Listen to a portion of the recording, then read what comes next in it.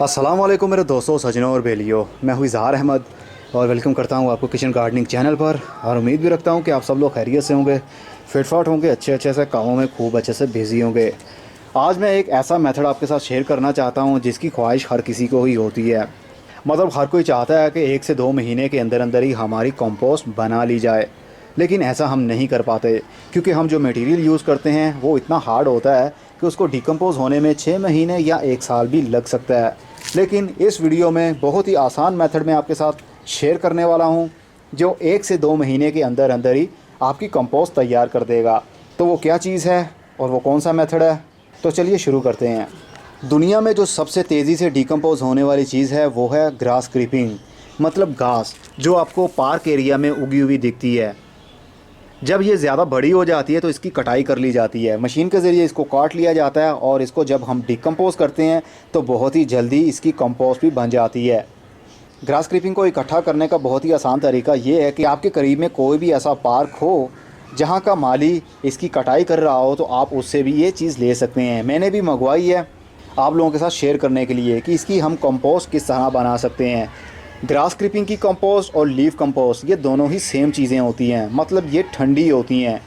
और जो sugar cane mud होता है और साथ में जो ऑर्गेनिक मैटर होता है, मतलब जो हमारे किचन में वेजिटेबल्स का वेस्ट होता है, उसको हम डिकम्पोज करते हैं तो जब वो कंपोस्ट बन जाती है तो उसके अंदर भी काफ़ी हीट होती है। लेकिन लीफ कंपोस्ट के अंदर और घास की कंपोस्ट के अंदर हीट नहीं होती, बल्कि वो ठंडी होती है, जो पौधों की ग्रोथ के लिए बहुत ही अच्छी तस्वर की जाती है।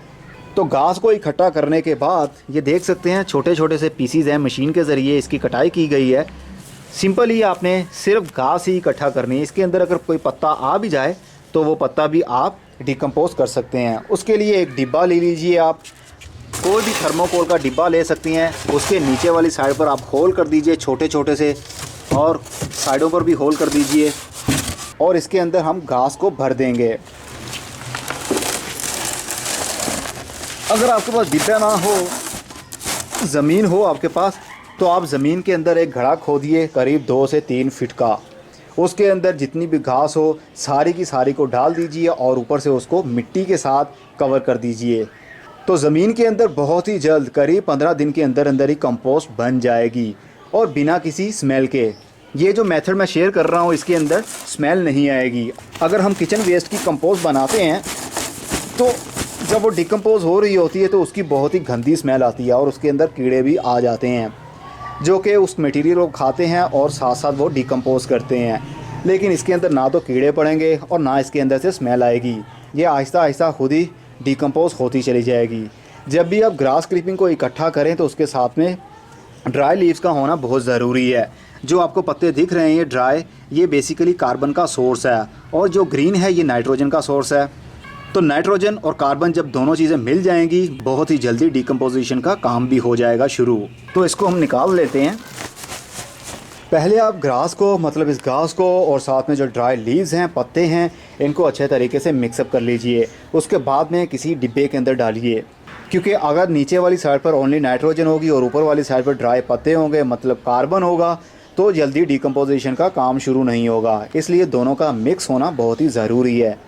इसको सिंपली आपने डाल देना है और इसको बराबर कर दीजिए, और ऊपर से हम थोड़ा सा पानी का शावर कर देंगे ताकि ये मॉइस्ट हो जाए।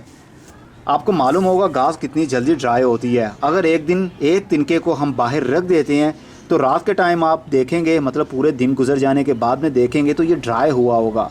तो समझिए ये भी कितनी जल्दी डिकम्पोज हो सकता है। हर हफ्ते के बाद आपने इसको पलटना है और उलट पलट करने के बाद में, मिक्सअप करने के बाद में इसको दोबारा से डिब्बे के अंदर डाल दीजिए। और अगर आपने ज़मीन के अंदर बना रहे हैं तो ज़मीन के अंदर आपको ऐसा करने की ज़रूरत नहीं है। सिंपल ज़मीन के अंदर डाल दीजिए और उसके ऊपर पानी का शावर करने के बाद में उसको मिट्टी की एक लेयर करने के बाद बंद कर दीजिए। और 1 महीने के बाद या 1.5 महीने या 2 महीने के बाद आप निकाल कर देखेंगे तो वो फुली ब्राउन हुआ होगा और आपको ग्राइंड भी नहीं करना पड़ेगा। अगर हम किचन वेस्ट की कंपोस्ट बनाते हैं तो बहुत सी हार्ड मटेरियल भी यूज़ कर लेते हैं, उसमें टहनियाँ भी होती हैं, लेकिन ग्रास क्रीपिंग में ऐसा नहीं होता। जब ये डिकम्पोज होगी तो ऑटोमेटिकली ही ये पाउडर सा बन जाएगा। जिस तरह के ये कंपोस्ट है इसी तरह की इसकी शक्ल हो जाएगी। तो ये था सबसे आसान तरीका कंपोस्ट बनाने के लिए।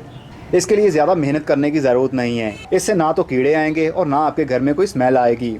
सिर्फ हर हफ्ते के बाद आपने इसको बाहर निकालना है और उलट पुलट करना है, पानी का शावर करना है और दोबारा से इसके अंदर डाल देना है। बस इसको कवर करने की भी ज़रूरत नहीं है। इसको चाहे धूप में रखें या शेडी एरिया में रखें, ये डिकम्पोज जल्दी ही हो जाती है। लेकिन गर्मी के दिन हो तो ये जल्दी डिकम्पोज हो सकती है, क्योंकि काफ़ी हीट होती है गर्मी के दिनों में, और सर्दी के दिनों में ठंड होने की वजह से गर्मी नहीं होती, जिसकी वजह से डिकम्पोजिशन का काम थोड़ा सा स्लो हो जाता है।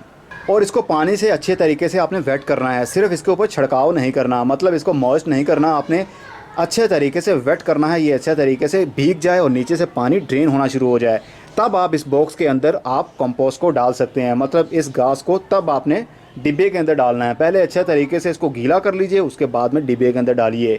और 1 वीक तक आपने कोई भी इसको पानी नहीं देना है, इसी तरह पड़ा रहे। और 1 वीक के बाद पूरे को बाहर निकालिए और दोबारा से इसको मिक्सअप करने के बाद पानी से अच्छे तरीके से वेट कीजिए और दोबारा से डिब्बे के अंदर डाल दीजिए। और जब लास्ट वीक हो, मतलब जब आपको फील हो कि ये डिकम्पोज हो चुका है, ये बिल्कुल पाउडर बन रहा है, ये डार्क कलर का हो गया, ब्राउन कलर इसका हो रहा है, तब आप इसको पानी मत दीजिए। लास्ट वीक में आप पानी मत दीजिए इसको, ओनली इसको ड्राई होने दीजिए, उसके बाद में आप इसको यूज़ कर सकते हैं। उम्मीद करता हूँ आपको अच्छे से समझ लग रही होगी। सिर्फ 2 चीज़ें और आपकी कंपोस्ट रेडी, मतलब खुश्क पत्ते और घास। अगर ये वीडियो अच्छी लगी हो तो इसको लाइक ज़रूर कीजिएगा और साथ में शेयर भी कीजिएगा। अब मैं चलता हूँ, अगली वीडियो में फिर किसी नई इन्फॉर्मेशन के साथ मिलेंगे। तब तक के लिए good bye, see you and tata, और अपना बहुत सा ख्याल रखिएगा।